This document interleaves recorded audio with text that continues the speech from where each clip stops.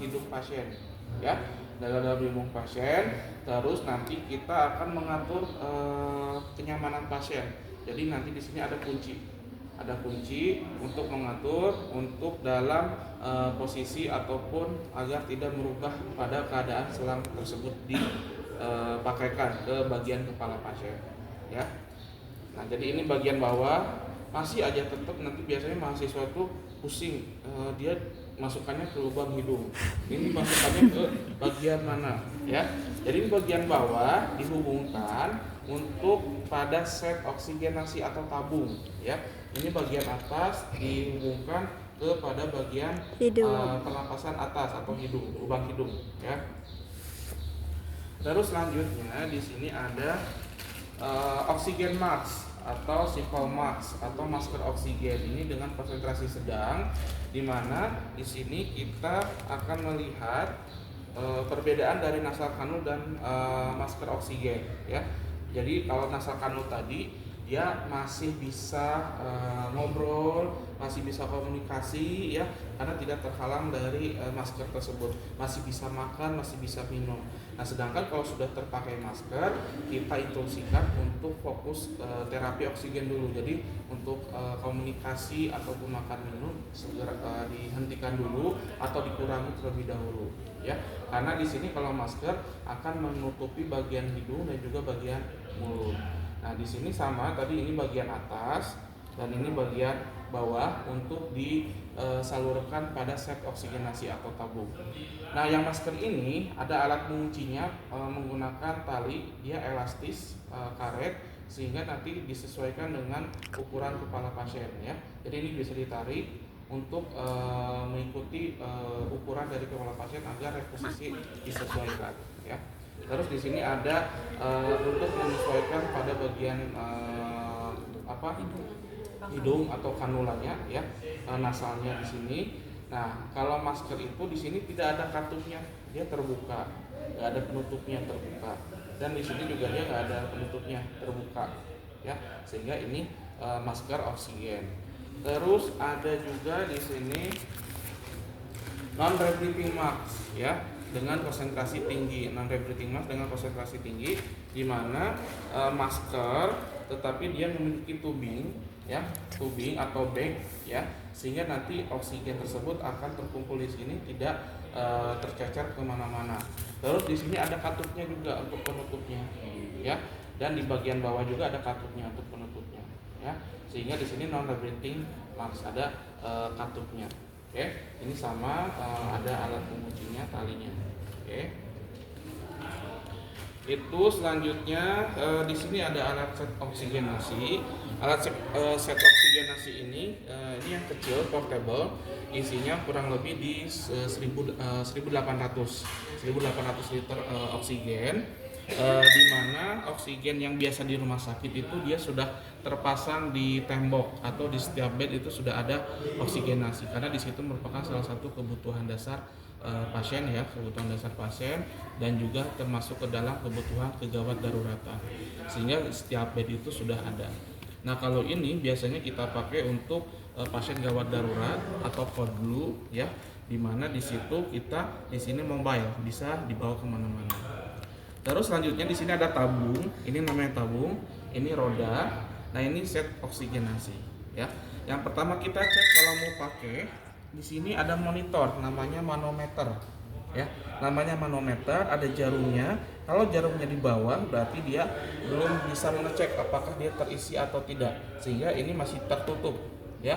Jadi kita mengecek si tabung ini terisi atau tidak. Kita buka dulu. Di sini ada tulisan open, ada close, ya. Kita buka dulu tabungnya. Kita buka, terus kita cek jarumnya. Nah, dia ke atas, berarti tabung ini terisi. Kalau kita sudah buka tapi dia tidak ke atas, ya, nah ini berarti tabungnya kosong. Oke. Nah, ini manometernya ke atas, dia terisi, berarti kurang lebih di 1400-an, sisa 1400. Manometer. Terus selanjutnya di sini ada glass humidifier, ya. Glass humidifier ini untuk melembabkan aliran oksigen ketika sedang diberikan kepada pasien. Nah, glass humidifier ini bisa kita buka, dan kita isi dengan air steril ya. Dengan air steril di sini ada batasannya, lower ada upper ya. Jadi jangan sampai full, tapi ada batasannya. Ini yang paling tinggi, ini yang paling rendah. Oke. Ini kita tutup lagi, kita pasangkan lagi.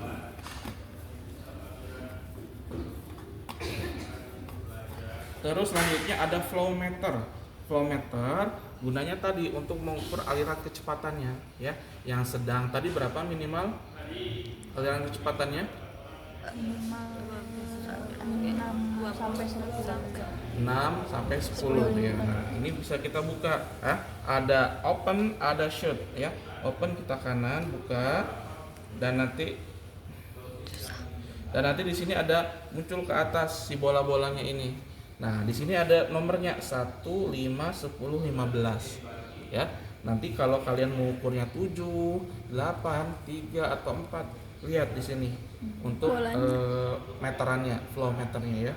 Nah, kita sesuaikan berapa indikasi yang diberikan. Oke, kita tutup dulu.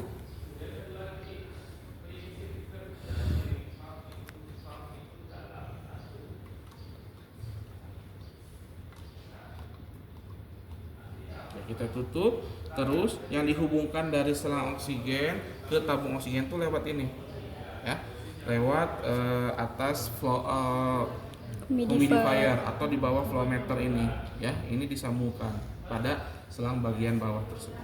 Oke, itu. Terus apa lagi?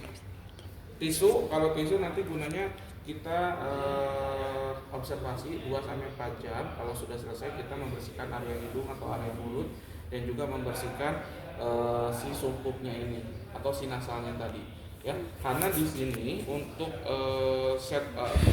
untuk selang oksigen ini dia bahan habis pakai tapi masih bisa dipakai tapi pada diri sendiri ya.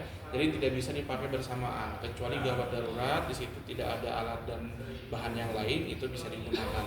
Tapi biasanya kalau setiap pasien itu dapat satu-satu. Misalkan pasiennya dengan kondisi keadaan tidak sadarkan diri, pernapasannya tidak bagus, itu akan kita berikan non-rebreathing mask dulu.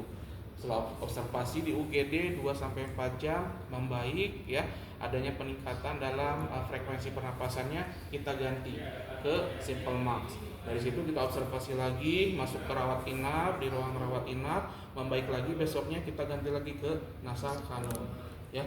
Nah, itu semuanya milik pasien karena di sini biasanya kita udah order itu milik pasien dan dibawa pulang sama pasien. Jadi nggak dikumpul nggak seperti steril lagi dari rumah sakit, tapi langsung dibawa oleh pasien. Oke. Itu tisu, ada aquabides atau air steril ya. Terus ada Hepavik atau plaster, gunanya untuk reposisi khususnya di nasal kanul ya. Nanti biar posisinya tidak berubah-ubah. Terus ada oximeter juga. Oximeter ini nanti kita pelajari lebih lanjut untuk semester 2 ya, dalam pemeriksaan tanda-tanda vital dan juga fisik ya. Jadi nanti kalau teman-teman praktek lapangan di rumah sakit, kalau disuruh cek, Dek, bawakan oximeter untuk mengukur saturasi oksigen. Nah, seperti ini ya. Jadi sebelum pasien diberikan terapi oksigen, kita cek dulu saturasinya. Saturasi oksigen itu batas normalnya di 98% ya. Jadi kalau kita masih bisa jalan, masih bisa ngobrol dan sebagainya, itu rata-rata saturasi oksigennya 98%. Tapi kalau pasien dengan masalah pernapasan, pasien akan terlihat di sini ketika kita sudah tunggu selama 1 menit ya. Caranya dijepit tangan, dibuka, terus disimpan jari pasien, terus kita tunggu. Nanti di sini monitornya.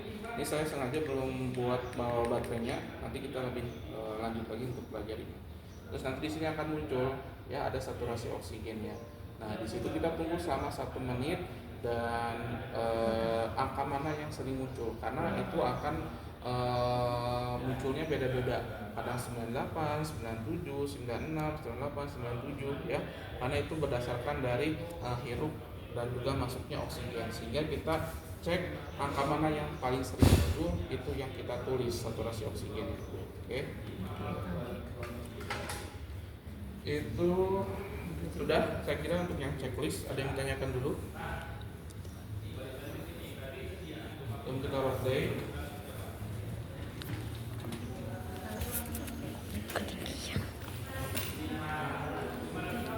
Saya sudah membaca rekam medis pasien. Pasien atas nama Puan A, umur 65 tahun, alamat Magelang, didapatkan untuk diberikan terapi oksigen dengan menggunakan nasal kanul dengan kecepatan aliran 4 liter per menit. Ya, saya menyiapkan alat cuci tangan.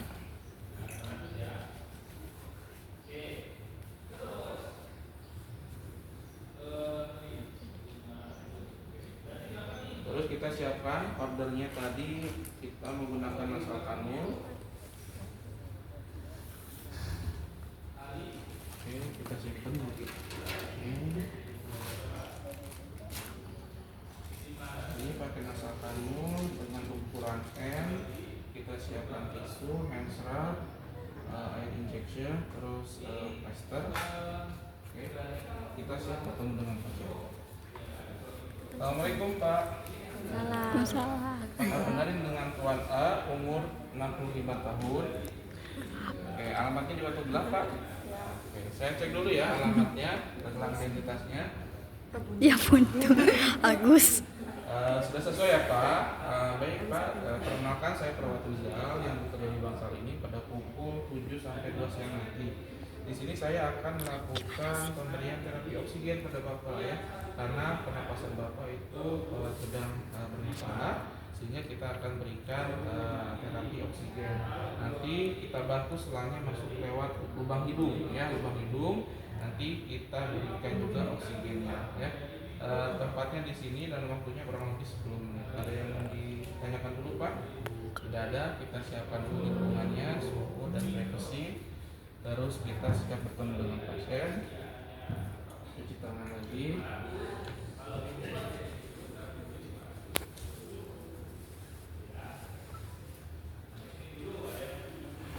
Kita siapkan pasiennya. Ketutupan Terus oksigen. Sorry. kita taruh dulu bantalnya. Selanjutnya kita cek dulu manometernya, apakah oksigennya terisi atau tidak. Oke, kita buka dulu. Cok. Ledak. Oke, sudah terisi. Ada gelasnya, sudah terisi sampai lower ya, masih bisa dipakai. Terus kita siapkan selang oksigennya. Di sini kita pakai nasal kanul. Kita cek apakah ada bocor atau cacat. Saja tidak ada. Kita sambungkan selang oksigen dengan set oksigenasi.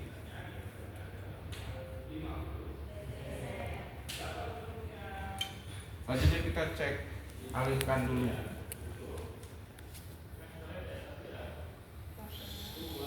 Oke, sudah. Selanjutnya kita siapkan. Baik Pak, permisi ya. Saya cek dulu untuk area lubang hidungnya Pak, apakah ada sumbatan atau tidak. Saya tutup dulu, silakan Bapak bernapas, keluarkan. Oke, satunya lagi Pak. Oke, baik ya Pak, tidak ada sumbatan di area lubang hidung Bapak. Kita mulai pemasangan. Baik, permisi Bapak, saya pasang oksigennya. Terus disimpan di bawah daun telinga atau di atas, bebas ya. Kita taruh di bawah telinga, terus kita kunci.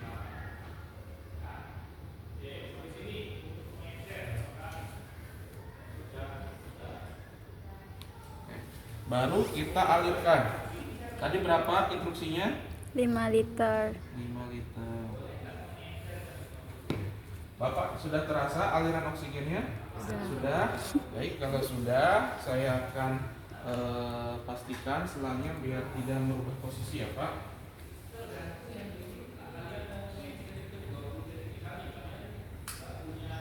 Permisi Pak, saya kasih plaster.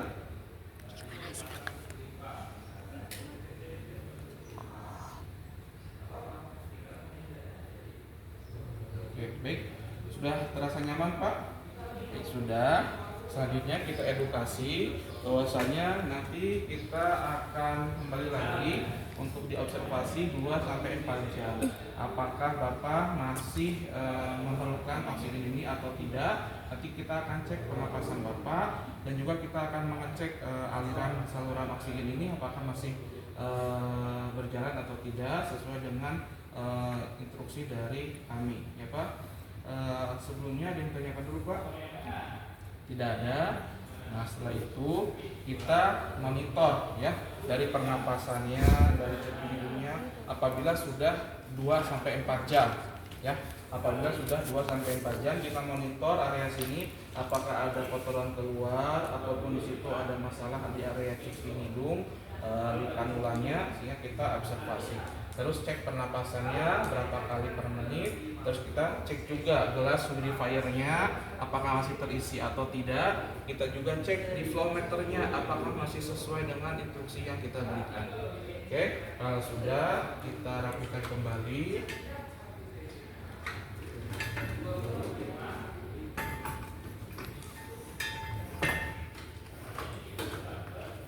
Kita kunci dulu.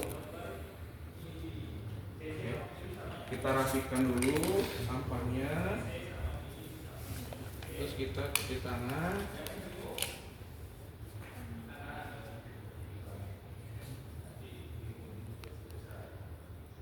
Ya, kita siap ke tahap terminasi. Bagaimana Pak perasaannya sudah kita tambahkan terapi oksigen? Sudah merasa nyaman? Oke, baik Pak. Nanti oksigen ini akan kita berikan apabila Bapak masih memerlukan. Sehingga kita nanti observasi lagi selama 2 jam setelahnya apakah masih memerlukan atau tidak ya Pak. Ada yang ditanyakan dulu? Kalau tidak ada, saya akhiri untuk pertemuan kita hari ini Pak ya. Kita doakan semoga Bapak lekas sembuh, baca doanya dan kita pamit Pak. Assalamualaikum. Waalaikumsalam. Selanjutnya kita masuk tahap dokumentasi hari Jumat tanggal 31 Januari 2025 pada pukul 08.00 dilakukan pemasangan terapi oksigen pada Tuan A. Subjektif pasien mengatakan sudah merasa nyaman, aliran oksigen sudah mulai terasa. Objektifnya terpasang terapi oksigen menggunakan nasal kanul dengan kecepatan aliran 5 liter per menit dengan respon pasien respirasi rate-nya tadi sekitar di 10 kali per menit. Terus kita analisanya di sini pola nafas tidak efektif, planningnya evaluasi monitor respirasi rate dan juga set oksigenasi selama 2 jam sekali. Tanda tangan Nurse Izaldin Akbar. Oke, seperti itu ya. Ada yang ditanyakan?